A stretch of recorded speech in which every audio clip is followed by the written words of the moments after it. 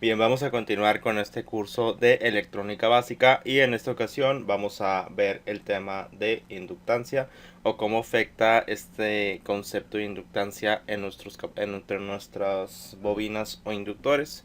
Principalmente la inductancia es un efecto que se genera al aplicarle corriente a un inductor o bobina. Para ello vamos a revisar esta parte teórica que nos dice que cuando fluye corriente a través de un inductor se establece un campo electromagnético. Cuando cambia la corriente, el campo electromagnético también cambia. Un incremento de la corriente amplía el campo electromagnético y una disminución de la corriente lo reduce. Por consiguiente, una corriente cambiante produce un campo electromagnético cambiante alrededor del inductor.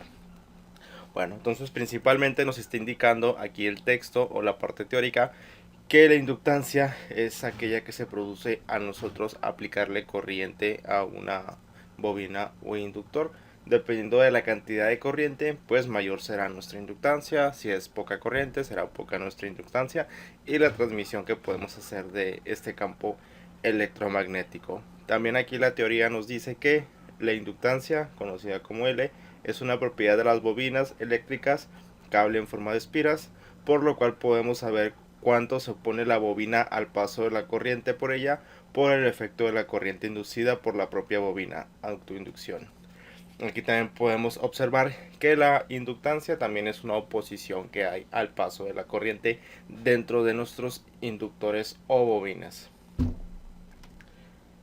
Para poder calcular nosotros la inductancia tenemos esta ecuación que se muestra aquí en la pantalla, pero vamos a ver de qué trata.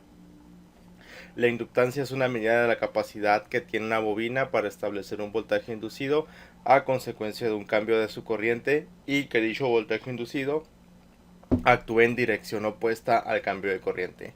Tenemos la ecuación donde L es la inductancia que se mide en henrios, N la cantidad de vueltas del alambre, en este caso es N al cuadrado o la cantidad de vueltas al cuadrado. En la letra griega mu es la permeabilidad, que ya vimos que es dependiendo del material que esté hecho y es medida en henrios por metro. Y la A es el área de la sección transversal en metros al cuadrado, donde L es la longitud del núcleo en metros. Bien, entonces como vimos en videos previos, existe algunas características que tienen que tener las bobinas para que cumplan con su función. Una de ellas es la longitud, la sección transversal, la permeabilidad que tienen, dependiendo de qué material estén hechos, y el número de vueltas. Todos esos factores ya vimos en el video anterior que son importantes para poder operar o utilizar una bobina correctamente. Aquí también tenemos que el área es igual a pi por radio al cuadrado, ya que nos estamos haciendo referencia a lo que es el núcleo de la bobina y pues es un círculo. Otro concepto importante que tiene aquí la inductancia es el voltaje inducido, que ya vimos que es un voltaje que se crea ya que hay corriente y un efecto que se opone o que tiene la bobina para que pase la corriente.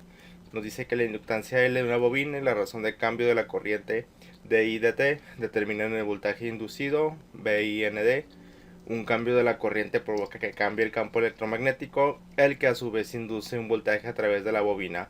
Como ya se sabe, el voltaje inducido es directamente proporcional a la inductancia y de I de T, como establece la siguiente fórmula. Vemos aquí la fórmula de voltaje inducido, que es igual a la inductancia por el cambio de corriente que hay en el tiempo. Y teniendo estos factores en cuenta, nosotros vamos a realizar el siguiente ejemplo, que está dividido en dos partes o dos incisos, donde el primer inciso nos dice que determine la inductancia de la bobina mostrada en la figura, donde la permeabilidad del núcleo es de 0.25 por 10 a la menos 3 henrios por metro.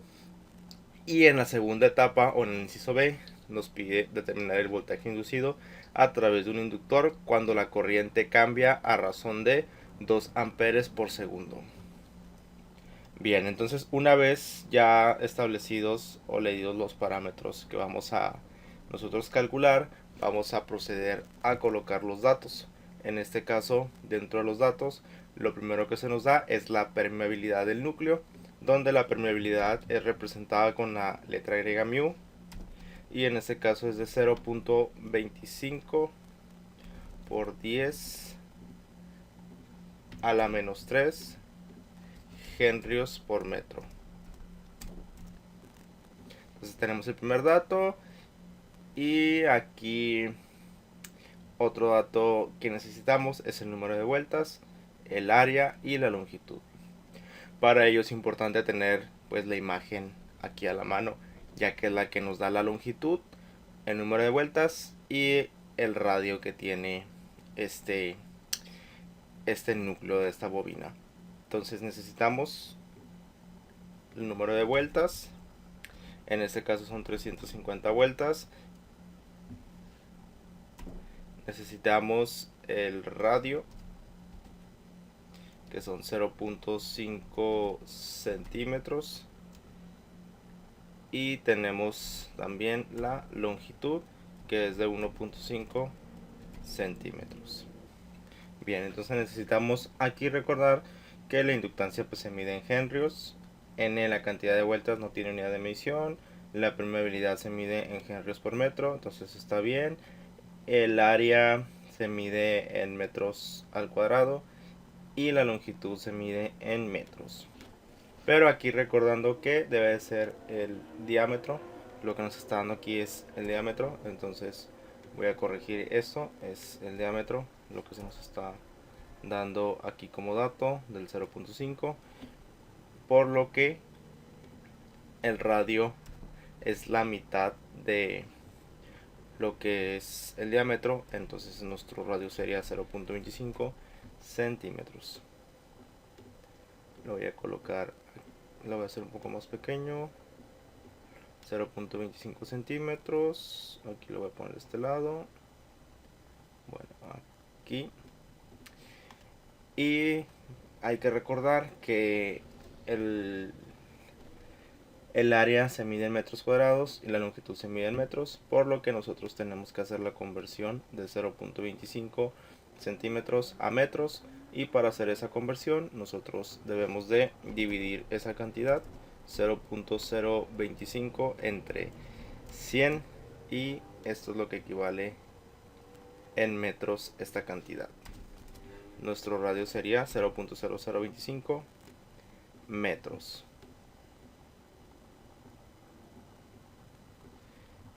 Y la longitud sería 1.5 entre 100 es 0.015 metros.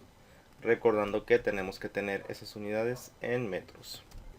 Bien, entonces ya tenemos todas las unidades que nosotros necesitamos para poder empezar a realizar estos cálculos.